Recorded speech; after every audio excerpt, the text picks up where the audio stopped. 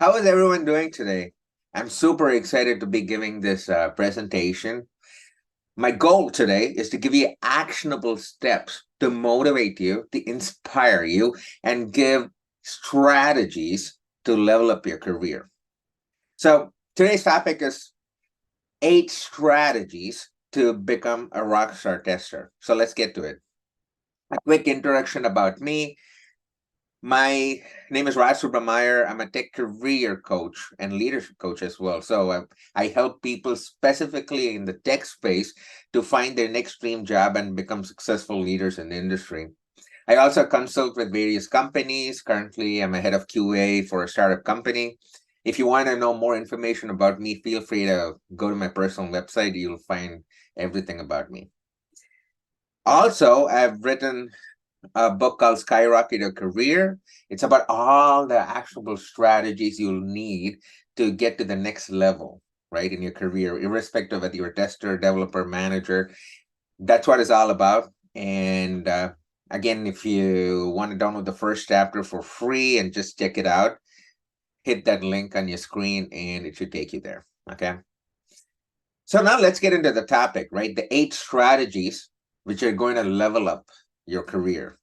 So in the December of 2021, I was in my office here and I was thinking, like, what made me successful in my entrepreneurial journey and my tech career, right? While thinking about it, I realized that literally I use the exact same strategies in both the fields, right? I use the same set of strategies to become a good entrepreneur and I build my company, and then I use the same set of strategies to actually level up in my career as well. That's why I really wanted to give this talk, because I want to let you know the strategies which I personally use to get to where I am today, right? So let's get into the strategies. There are 8 strategies we're going to talk about. The first strategy is establishing credibility. This is so important, folks. So say, for example, someone is trying to sell you a product. Why would you actually buy a product?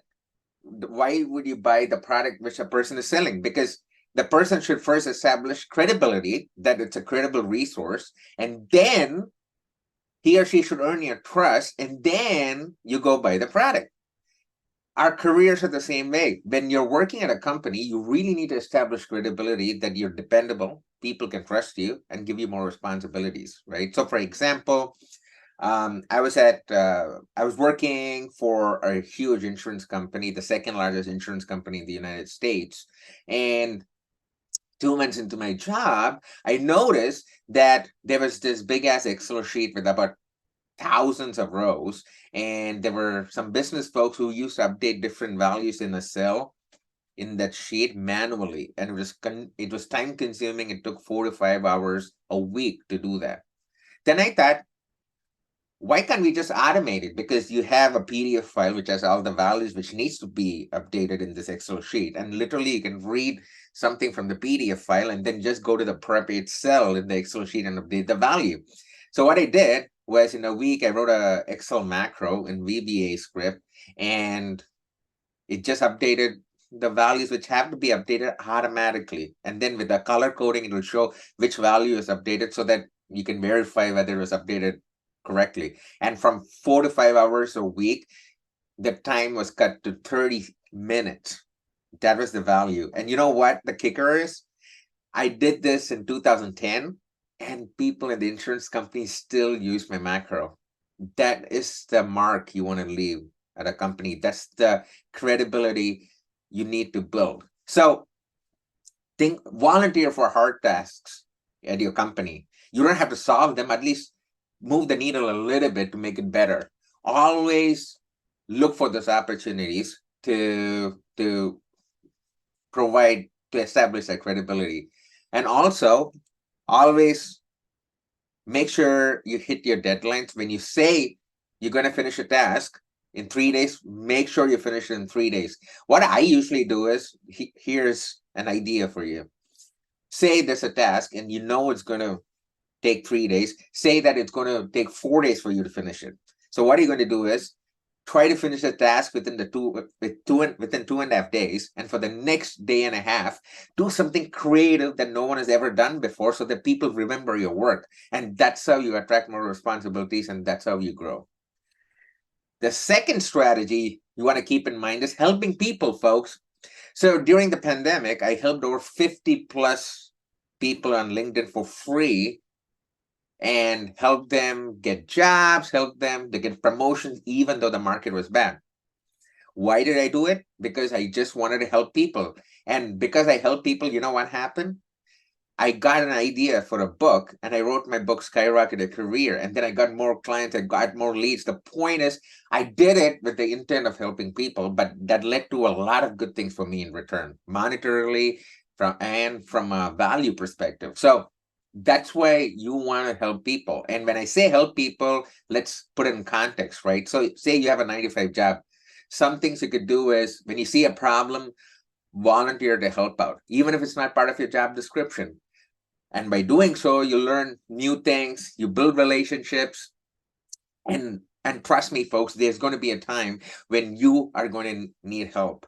And these people you have helped are going to automatically come and help you out as well. So keep that in mind. And also, the word about your awesomeness spreads throughout the company, and that really helps to build your credibility as well. The third thing you want to keep in mind is become the expert. So this is the thing about becoming the expert. People have a wrong notion that they have to learn everything from scratch to become the expert, and that is far away from the truth. They're already experts in the industry. Learn from them. So for example, for becoming healthier, I hired a fitness coach. To help grow my business, I hired a business coach. When I was working full-time for different companies, I had these mentors who I used to learn from and just get the golden nuggets from them. This is the thing. You don't have to reinvent the wheel. When people have already gone through the journey which you're going through, just learn from them, and you don't have to repeat the same mistakes. So here are some ways to become the expert. So apart from getting mentors and coaches, pair up with smart people, volunteer to do the shitty things no one else wants to do. And that's how we become the expert, because it forces you to learn. Take courses, read blogs, articles. I spend about $20,000 per year just on self-learning, because only when I learn, I grow. And only when I grow, others grow because of me. But I'm not saying that you have to spend $20,000. What I'm trying to say is, don't be afraid to invest in yourself. Okay. The next thing you want to keep in mind is providing value, the third strategy. So when you provide value, people start noticing you and trusting you. That's what happens. And other people around you grow as well because of that. So, and say you have a 9 to 5 job and working for a company, here are some things you could do. When you notice, say someone is afraid of programming or afraid of writing automation code, if you are good at it, volunteer to change that notion, help that person. If you notice some potential in a person, help them grow by becoming their mentor. Share articles, blogs, content on LinkedIn and other avenues and channels to help other people. Provide that value. Have lunch and learn sessions and teach people what you know. And that's how you grow as well. The next thing you want to do is own up to your mistakes. While you're going on this learning journey and this path for establishing credibility and trust, you are going to mess up, and it's okay. For example, I work for a flight booking company, and I was testing the notification feature, which means that, say your flight is delayed, you'll get a notification on your phone saying the flight is delayed by these many minutes. That's what I'm talking about here when I say notification feature. One of the times while testing the notification feature, by mistake, I sent a notification to all production apps. I spammed 3 million iOS users by mistake. And it was a huge problem. Twitter started blowing up, Facebook started blowing up. Luckily, I didn't lose my job, and people understood it was an honest mistake, and I owned up to it, right? And then we learned a lot from that problem. So what I'm trying to say here is that own up to your mistakes, because that actually establishes trust within your team as well. Remember, happiness comes through good judgment. Good judgment comes through experience, and experience comes through bad judgment. The next thing you want to do is build your network, folks. And if people have seen me speak a number of times, you know how many times I've told you about the potential about LinkedIn. LinkedIn is where your next job is going to be. LinkedIn is where you're going to grow. LinkedIn is where you're going to grow your network and build your personal brand. So start posting and start commenting on different things on LinkedIn. Have a posting schedule. Say, for example, you don't post at all. Just say, okay, once a week, I'm going to share something through a LinkedIn post. It could be, say, a Monday or a Friday. Or you could say 2 posts a week, do Monday and Friday. But be consistent. Consistency is the key to get noticed on social media, okay? And by providing value as well. Have a goal for yourself to have 5 LinkedIn connections per week, because that's how you start growing your network. And also try to attend meetups, conferences, and local events, because that's when you're going to meet new people and new opportunities start coming to you as well. Make sure you collaborate with people. Collaboration is key, folks. So, for example, as an entrepreneur, I collaborate with a lot of people for panel discussions, making YouTube videos. We write joint articles. That's a great way to help each other out. From a work setting, what you could do is you can pair up with a developer to learn code, learn some programming language. A developer can pair up with you to learn how to write automation code. You can also pair up with non-technical folks as well in other departments. It doesn't have to be directly related to your job description. Collaboration is key.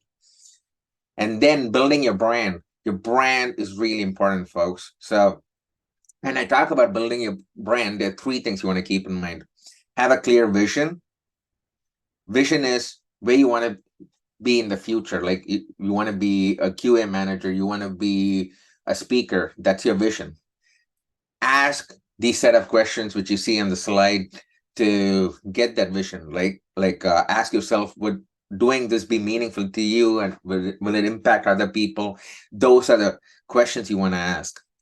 The next is goals. What are the different goals you need to achieve to actually hit that vision? Say, for example, if you want to become a speaker, then one of the goals would be is to get a job which helps you speak at conferences, like what I did as a developer evangelist. The next thing you want to do is, what are the different tasks you need to do to hit those goals? So have clear vision, goals, and tasks. Then build your social media footprint. We already talked about that. Start, contributing to LinkedIn, and that's where the meat is, okay? Offer value.